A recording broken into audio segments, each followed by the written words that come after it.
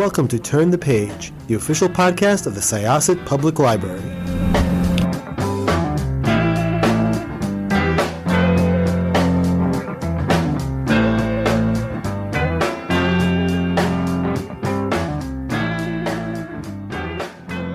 Hello, welcome to Turn the Page podcast. This is Jenn, your host today, and I'm here with the author of a really exciting and thrilling new novel. Could I ask you to introduce yourself and your book, please? Hi, Jen. Thanks for having me. Yeah, I'm Deborah Goodrich Royce, and I'm here to talk about, this is actually an advanced copy of Reef Road, the lovely cover with the birds of paradise and then the spider. We can talk about that spider if you want.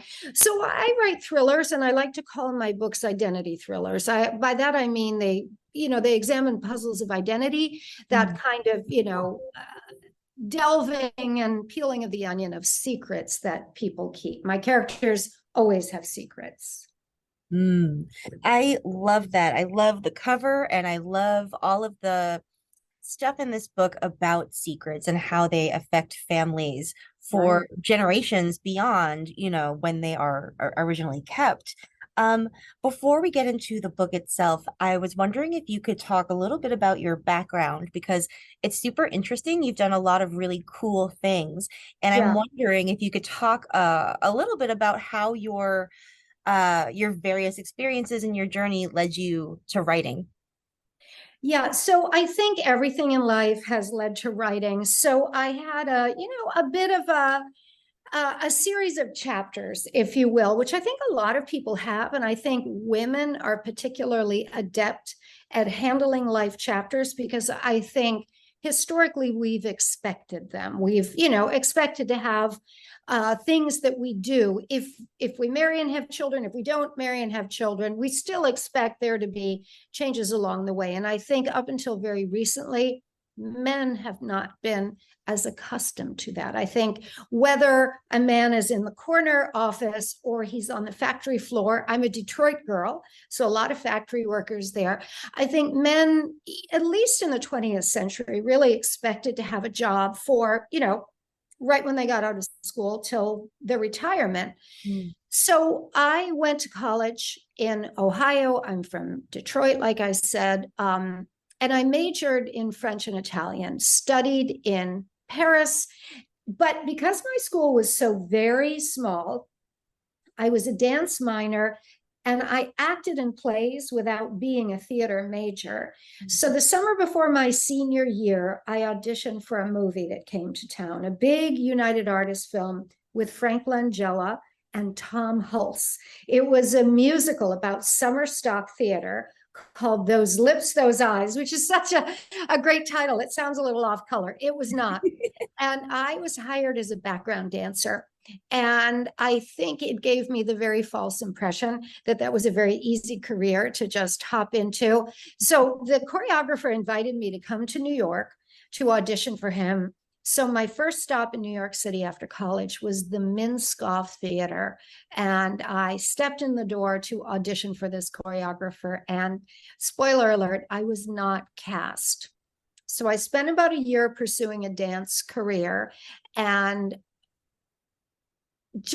I don't think I really made the cut as a dancer. I don't think I was good enough. And I thought, well, I'll give acting a try before I find another path. I had this idea that I'd go to Georgetown since I love languages.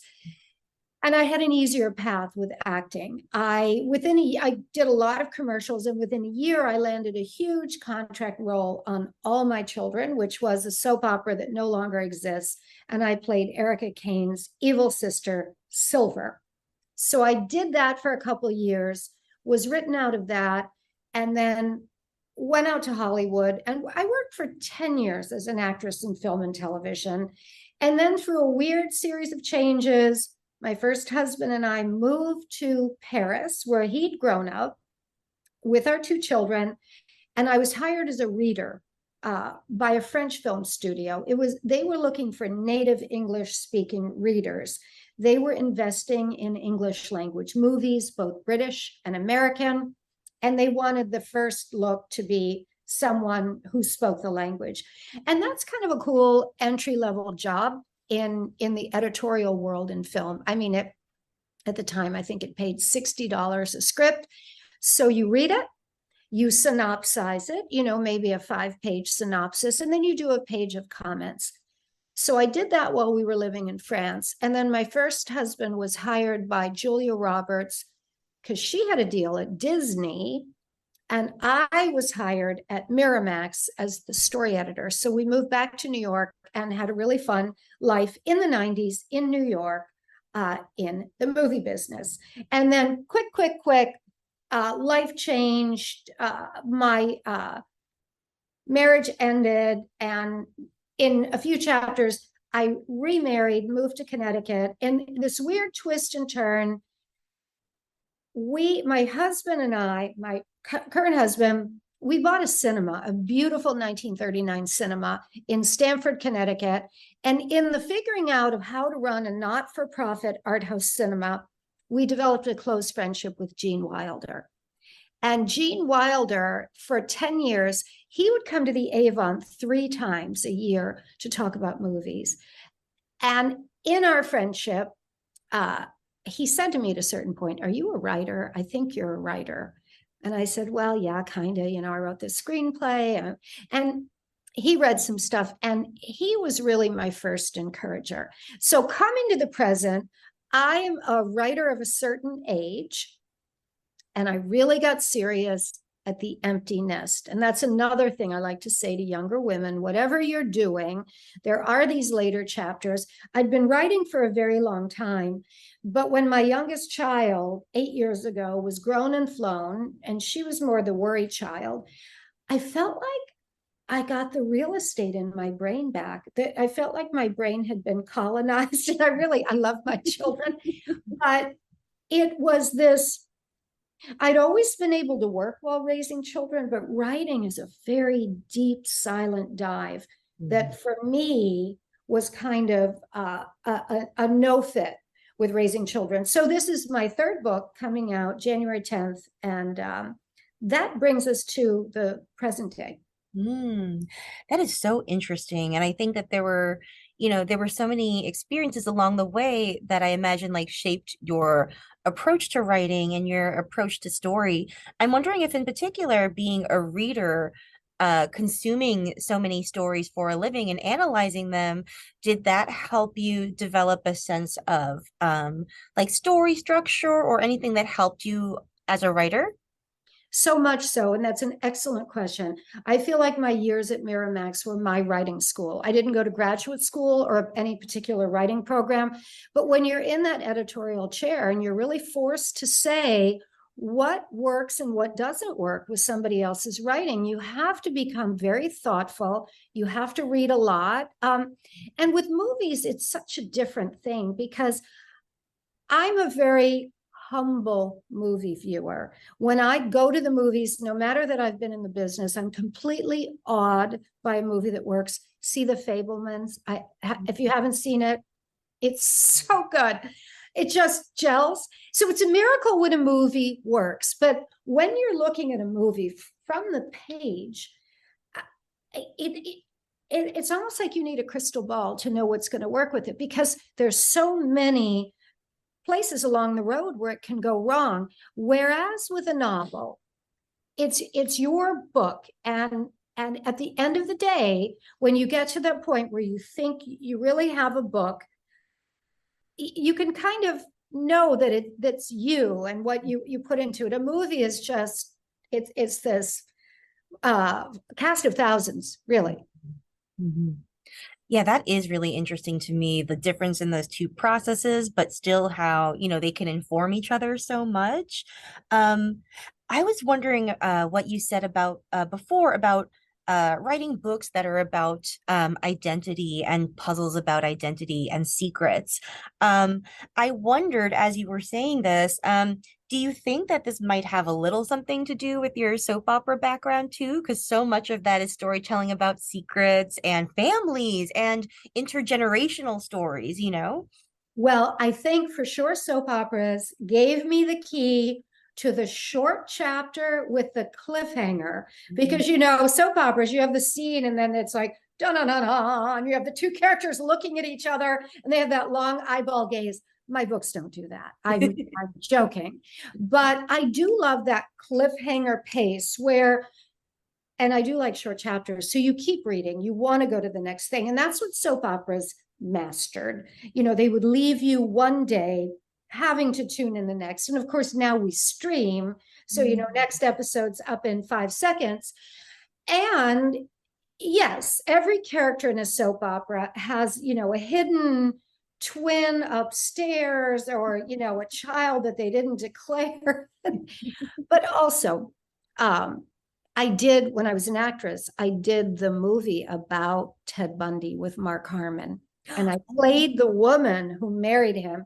And they really watered down the character. So they didn't show the fact that these two people married because he was on death row when this thing came out. And she was alive and married to him and had a child with him. And they were worried that she would sue them. But as I was researching her, and there wasn't so much known about her, there wasn't the internet. I kept thinking, like, why would this woman marry Ted Bundy? And we were kind of contemporaneous with it going on. And even at that moment, it didn't seem possible that you could really not believe that the guy did it. But that's all I came up with at the end, that somehow she believed he didn't do it, that there's so that's an identity puzzle. What is it about a person? So he's a psychopath. That's a distinct category. But there was something about him that he portrayed something completely different. I worked at Miramax. I worked for Harvey Weinstein. I did not know about the aspect of his life that came out later. I do not judge the women. I completely believe the women. I don't condone his behavior. And yet, how is it that I was in those offices? I wasn't his assistant. I wasn't making his personal appointments. But that's a fascinating thing, that people can live in a compartmentalized way, that you might see one thing and not see another. And it fascinates me how that happens. And those are very extreme examples that I just gave you. But I think we all have secrets, and most of our secrets just happen to be a little bit more benign. Oh, absolutely. That is so interesting. And, it really strikes me too that like so much of what you were just talking about is the way that secrets are not really just about individuals, but they can also be used in order to hold power over people or to deprive other people of power. Like who knows what can affect a lot of stuff. And I think you see that in your books too. Yes, and it's certainly in the water that we drink right now. This is a time of exposure of secrets, and as unsettling as it is, I think through earlier eras of history, we lived with not knowing what we didn't know. And then, let's look at the pedophile priest scandal. That was so shocking. And then one by one, the story came out that it had affected a lot of people. This book, Reef Road, took its inspiration, which I use that word lightly, from the murder of my mother's best friend, which happened in 1948 in Pittsburgh. My mother and this girl were 12, and it remained an unsolved crime. And I knew about it as a child. I knew it as my mother told me. I've tried to remember when I would have first known it, because I'm sure she didn't tell me when I was little, but at some point I knew this story. And so when the pandemic shut us down in March of 2020, I started researching it because, there I was with time on my hands. And of course, now, speaking of the internet, all the newspaper articles, I was able to read everything. I was able to get the coroner's report. I was not able to get the police report. They said no. So because it's an unsolved crime and they're just not handing that out. That was a thing that happened that had an aspect of secrecy around it, because in this case, the brother, who was much older, she was 12, the brother was 19, he was arrested multiple times never charged, never convicted. And because of that, I didn't want to write it as nonfiction. And I don't write nonfiction anyway. I didn't really want to mess with real people's lives, but I wanted to do a real dive into that effect that this single act of violence has on all these other people. I mean, you think about Michelle McNamara with I'll Be Gone in the Dark. That really defined her life. She had grown up outside of Chicago in a little town where a girl was murdered, and something was in her consciousness, and she became obsessively interested in a series of crimes in California and was really instrumental in solving them. Yeah, so I'm really interested in the ways in which this story is, as you said, inspired by things that happened, but use them fictionally. And I'm wondering about, what placing those memories and those experiences in the realm of fiction, what that does for you, as you process these things. Do you actually find that like fiction in a weird inverse way, like allows you to tell the truth more or a different kind of truth?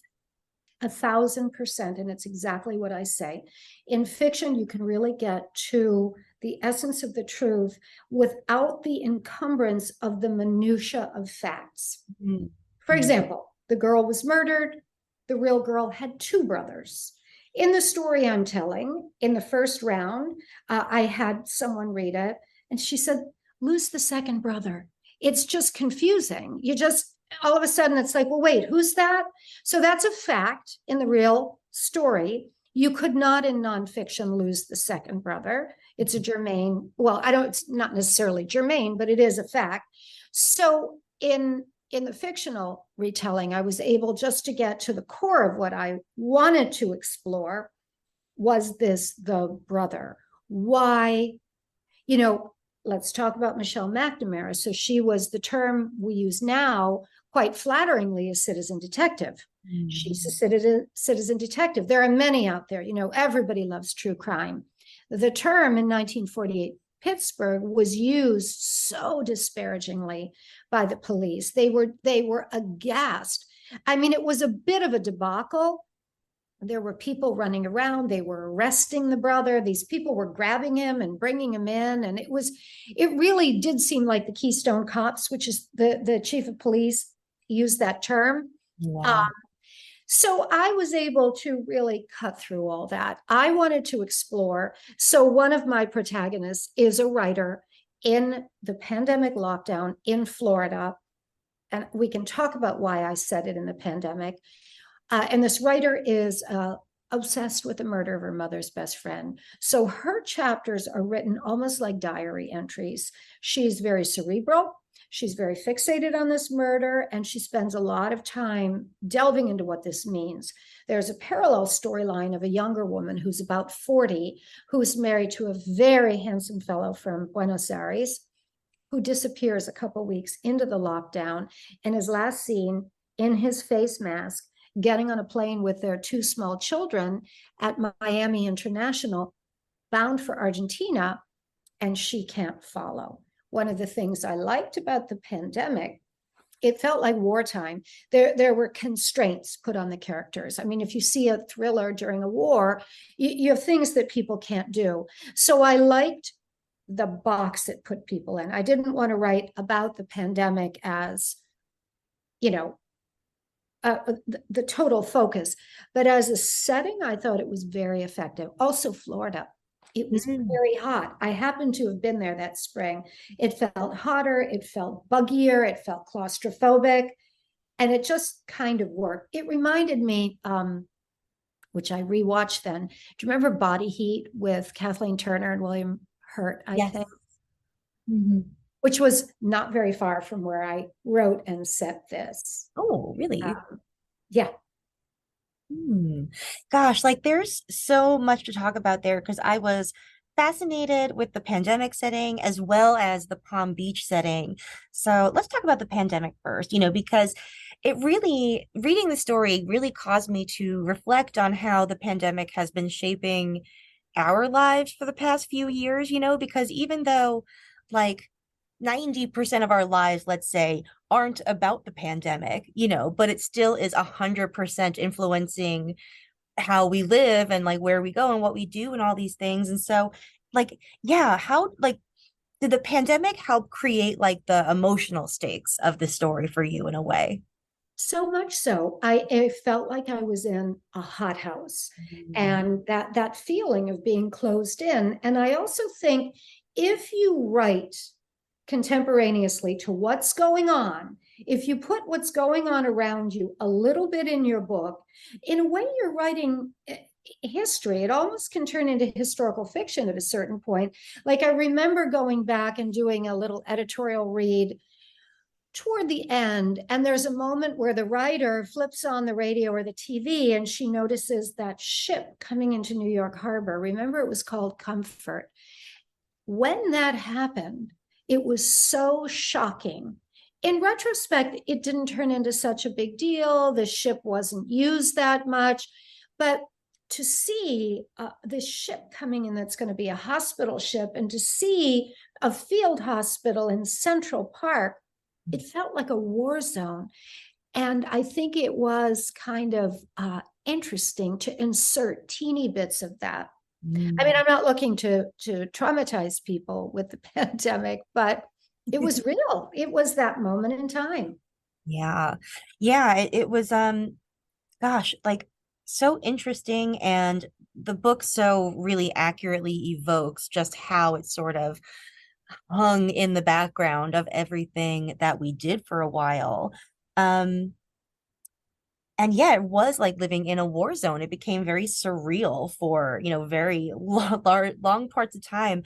And I'm wondering too, if this links up to what you were saying when we started about how like we are entering this sort of like truth-telling moment where secrets are coming out and long held truths are now coming out and stuff like that.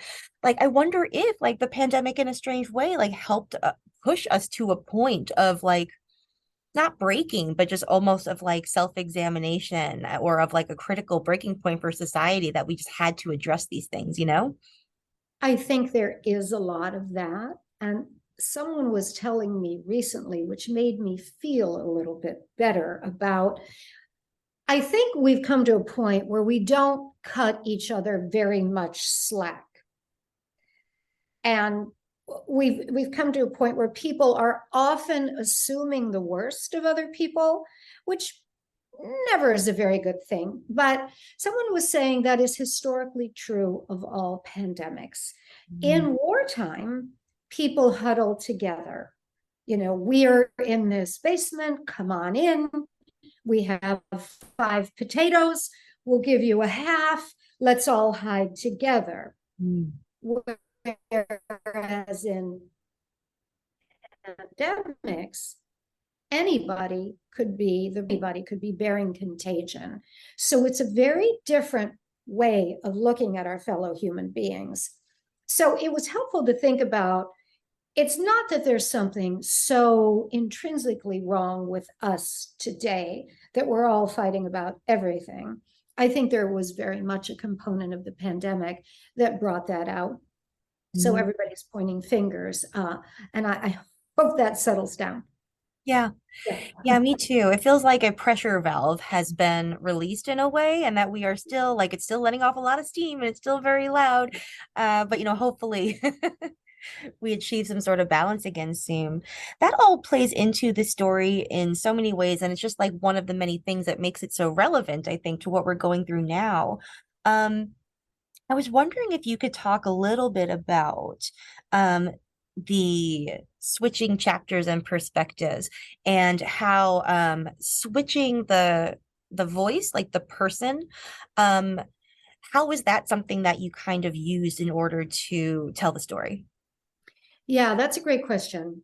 So the writer's chapters are written in first person, and they're very stream of consciousness. They are a bit like diary entries. You get the feeling each of her chapters is called a writer's thoughts.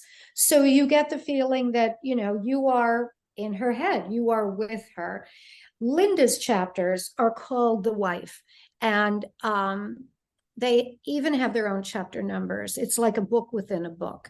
So for a while, you don't know if the writer's just writing this book. Maybe the writer is writing this book. Is Linda a real person? Are they there on this island of Palm Beach together? And that, of course, you will find out bit by bit by bit. It helped me. So Linda's story is much more a plot-driven thriller. It has a noir element. I brought up body heat. So she's written in third person. You need a little distance from Linda. You need to wonder about Linda a little bit. Her life is coming unglued, when her family disappears and everything is not quite what it seems. So I think it was very helpful, the change in voice, to set the tone and enable the reader to understand where he or she is as you're switching back and forth. Yes. And I thought it allowed you to do a lot of really interesting things with the idea of unreliable narrators, because I think that when you compare the two, obviously right off the bat, the writer seems like the much more overtly unreliable narrator, right? Because you're inside her head and it's kind of muddled and, very up close. And she's got a lot more going on that would make you maybe want to take a step back and think about what she is telling you. But I think that Linda and the use of the third person allows you to play with that in such an interesting way, because the story on the surface sounds more objective because it's a distanced, but it's also an unreliable story in some ways, in subtler ways, and I think that navigating what's happening when you're only getting little portions of the truth is so interesting. It makes you really active as a reader trying to figure out what is happening. Right. Right. And I like that. I'm a huge Hitchcock fan. And I think Hitchcock employs those techniques so effectively, where you're not quite sure if you have to.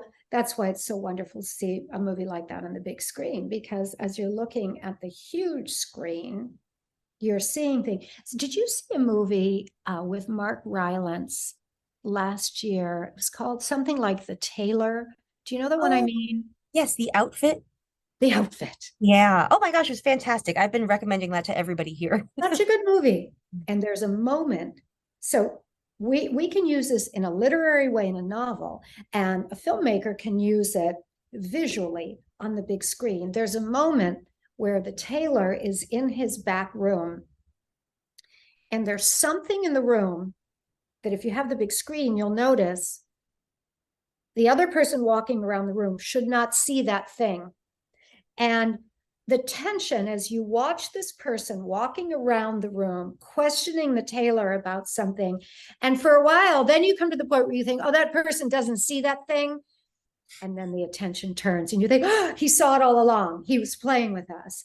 And so you have to do it differently in a book, but it's the same kind of tension. That is so interesting and such an interesting comparison. And it is sort of a kind of sleight of hand almost that you have to do. Yes. While something is in plain sight, you have to just redirect gazes, it's just super duper interesting. So I worked with an editor on my second book, Ruby Falls, which is much more of a Gothic thriller. And she gave me the best note. And I'm always comparing movies to books. She said, I want you to rewatch The Sixth Sense. So you think one thing is going on, and there's a moment where you realize something altogether different is going on. And what happens in the movie, they play back certain scenes that you've seen already that you interpreted in one way, and now you suddenly realize it was something different. So in that book, she said, you must leave the breadcrumb trail. She put it this way. She said, nobody wants Agatha Christie anymore. They don't want this complete locked room mystery where all of a sudden the detective walks in and says, it was the parlor maid you saw on page 3. And the reader's thinking, I didn't even look at that parlor maid. Wait a second. She said, you don't necessarily want the reader to figure it out, but when it's revealed, you want the reader to be able to say, oh, those were the clues. It was there. It wasn't completely concealed. So I think that's always a good note in a thriller that has a big twist. And we can talk about the difference between a twist and a reveal. I think I write twists thus far for 3 books. We'll see if I can continue to come up with twists like that. That is interesting. How do you would you describe the difference between a twist and a reveal? Well, let's talk about Agatha Christie. In Agatha Christie, someone was murdered, someone was murdered, and the reveal is who murdered that person. Not really a twist so much. Sixth Sense is a twist. Gone Girl is a twist. You think one thing is going on, and when you come to that big crescendo, you realize it's something else entirely. That's a twist. Gotcha. Okay. Yeah, that makes a ton of sense to me. And it occurs to me that a twist is actually much harder to reveal than a reveal. A twist is harder to earn in a way because you have to do a lot of reverse engineering from a point in order to get there and have all the pieces come together in the way that you want it to. Right. And not annoy people. Oh gosh. Yeah, it's a real balancing act, and it's very impressively done here. And I'm wondering, what is next for you? Are you working on anything right now? Yes. So I got an email some months ago from someone I didn't remember. And it got me thinking about what that could mean. This person said certain things that corresponded to the timeline of my life, named certain places where I know I was. And I couldn't remember this person. And I got to thinking about that. What if this is true, but what if it's not? And what else could it be if it's not true? And I'm about 100 pages into that. So that's been kind of fun.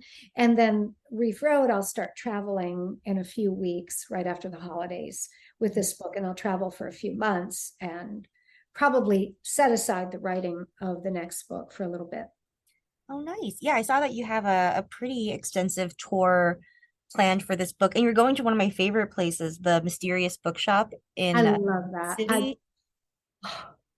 So I just like what a perfectly aesthetic store. Like it's so Walls of books. They just go. It just takes your breath away. You feel like you've walked back in time. It's very special. It really is. I hope it's there forever. Me too. Well, thank you so much for coming to talk with us today. I love this book so much, and it was really, really exciting to get to pick your brain a little bit about all of the things that went into it. And I think that our patrons and our listeners are really going to love it. So thank you. Thank you. The pleasure was mine, and enjoy the holidays and Happy New Year. Oh, yes, thank you. You too. Okay, listeners, Reef Road is going to be available on January 10th at your favorite independent bookstore or library. That is it for this chapter, and we will see you next time. Thank you. It's time to close this chapter of Turn the Page. Join us for the next episode.